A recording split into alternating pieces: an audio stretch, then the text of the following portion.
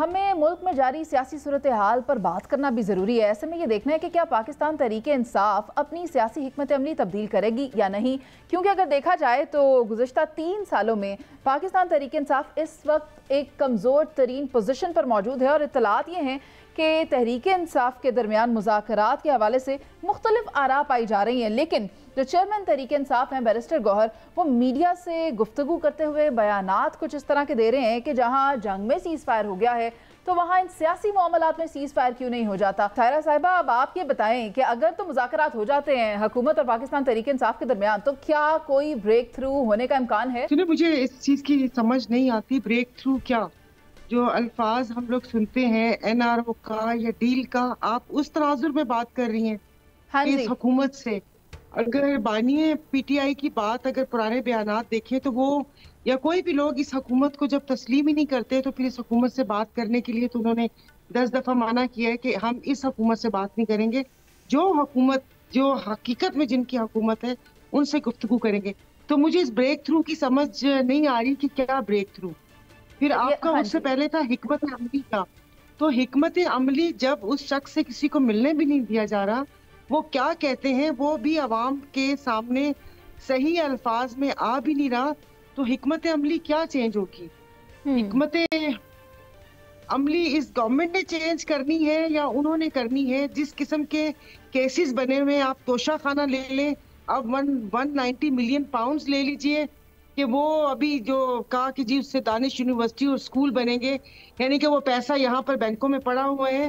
مجھے تو اس کیس کی بھی سمجھ نہیں آئی۔ شہزاد حسین بٹ صاحب سے ان کی رائے لے لیتے ہیں۔ بٹ صاحب کیا کہتے ہیں، خلاف توقع کچھ ہو سکتا ہے؟ تھرو نہیں کہتی میں، اور بھائی وہ ٹائم گزر گیا۔ اگر آپ غور کریں تھوڑا سا، پاک بھارت کی یہ جو کشمکش چل رہی تھی، لڑائی مارکٹائی چل رہی تھی، پی ٹی آئی کو ایک سنہری موقع ملا تھا جس سے فائدہ اٹھا کر وہ اپنی سیاسی مخالفوں کو ناک آؤٹ کر سکتے۔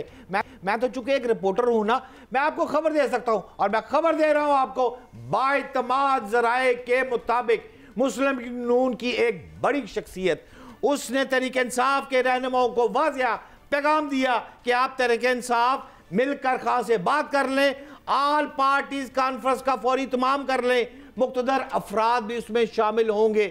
لیکن جنہوں نے خان کو باہر نہیں آنے دینا نا، جو اس کے ارد گرد ہے، انہوں نے پھر جا کر کان بھر دیے نا کہ آل پارٹیز کانفرنس اگر ہو گئی تو جناب پورا طوفان آ جائے گا، حکومت سٹیبل ہو جائے گی۔ بالآخر آل پارٹیز کانفرنس نہیں ہوئی۔ میں آپ کو واضح طور پر کہہ رہا ہوں، یہ ایک سنہری موقع تھا کہ اگر ان کے ساتھ جن کے ساتھ سائرہ بانو کہہ رہی ہیں کہ وہ ملاقات چاہتے تھے، یہی تو وہ موقع تھا کہ یہ اگر آپ کہتے ہیں کہ میں نہ مانوں کی رٹ لگائے، میں سلمان عابد کو کہتا ہوں یہ سلمان بٹ صاحب ہیں، تو پھر تو بات کیسے چلے گی میری ان کے ساتھ؟ مجھے کچھ تو لچک دینی پڑے گی نا، ڈو اینڈ ڈائی کی پالیسی نہیں چلے گی، ویٹ اینڈ سی کی پالیسی چلے گی۔ منیزے یہاں پر لچک دکھانی پڑے گی۔ یہ لچک کا ٹائم تھا جو تحریک انصاف نے انکار کر کے خود اپنی مقبولیت کا گراف جو ہے وہ نیچے گرا دیا۔ اور آخری بات کر دوں میں آپ کو، موجودہ حکومت اور میں سمجھتا ہوں اس وقت جو ہمارے سپہ سالار اس جنگ کے فاتح ہیں، ان کا جو اس وقت مقبولیت کا گراف ہے وہ اب وہاں چلا گیا۔ ٹھیک ہے، آپ کی بات سے اتفاق کرتے ہیں یا نہیں، اس پر ہم آگے چلتے ہوئے سلمان صاحب آپ کی طرف آتی ہوں۔ آپ مجھے یہ بتائیں کہ جو ان سے بات کرنے کی بات کر رہے ہیں شہزاد صاحب بھی، لیکن ہوتا کیا ہے؟ کیا ایسا ہوگا؟ کیونکہ خان صاحب نے پہلے بھی ہمیں اس طرح کی اطلاع تھی، وہ کہہ رہے ہیں ہم بات ضرور کریں گے مگر ان کی موجودگی میں کریں گے اور میڈیا سے چھپا کر کریں گے۔ دیکھیں، اگر آپ پاکستان کی سیاسی تاریخ کو دیکھیں تو عمومی طور پہ اس طرح کے بحرانوں میں انہی سے بات ہوتی ہے جو میٹر کرتے ہیں، اس لیے بات تو وہیں پر ہی ہوگی۔ جیسے نواز شریف صاحب نے، زرداری صاحب نے اور باقی لوگوں نے لندن پلان کے تحت بات چیت کہاں کی تھی؟ وہیں پر کی تھی نا۔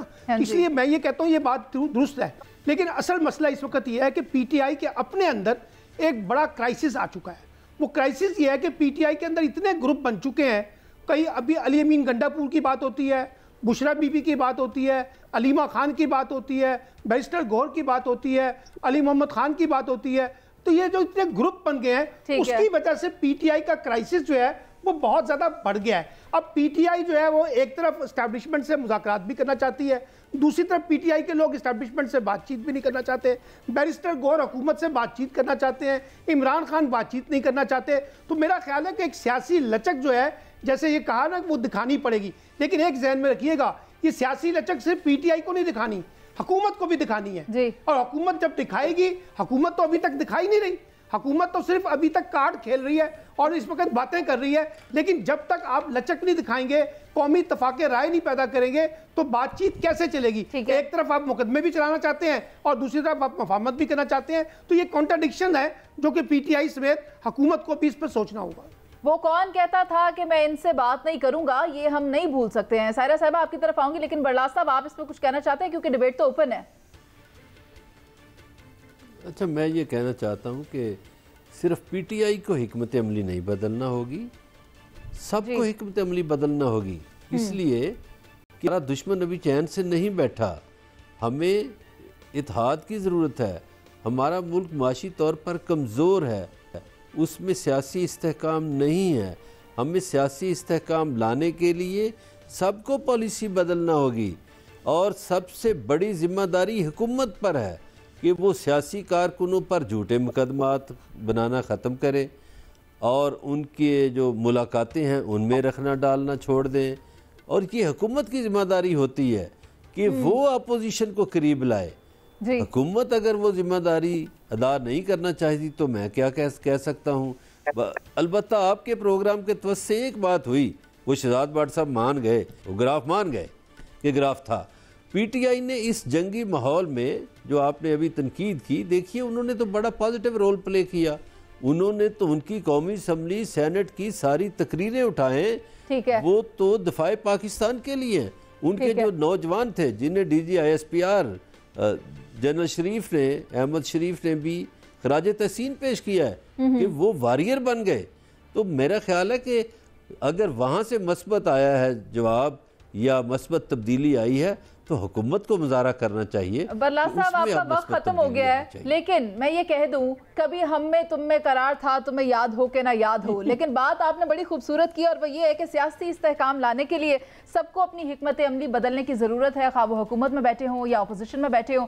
میں تمام پینلسٹ کا شکریہ ادا کرنا چاہوں گی, شہزاد حسین بٹ, سائرہ صاحبہ کا, سلمان عابد صاحب کا, مظہر برلاس صاحب کا, کہ آپ نے وقت دیا. ہمیں ملک میں جاری سیاسی صورتحال پر بات کرنا بھی ضروری ہے. ایسے میں یہ دیکھنا ہے کہ کیا پاکستان تحریک انصاف اپنی سیاسی حکمت عملی تبدیل کرے گی یا نہیں, کیونکہ اگر دیکھا جائے تو گزشتہ 3 سالوں میں پاکستان تحریک انصاف اس وقت ایک کمزور ترین پوزیشن پر موجود ہے. اور اطلاعات یہ ہیں کہ تحریک انصاف کے درمیان مذاکرات کے حوالے سے مختلف آراء پائی جا رہی ہیں, لیکن جو چیئرمین تحریک انصاف ہیں بیرسٹر گوہر, وہ میڈیا سے گفتگو کرتے ہوئے بیانات کچھ اس طرح کے دے رہے ہیں کہ جہاں جنگ میں سیز فائر ہو گیا ہے تو وہاں ان سیاسی معاملات میں سیز فائر کیوں نہیں ہو جاتا.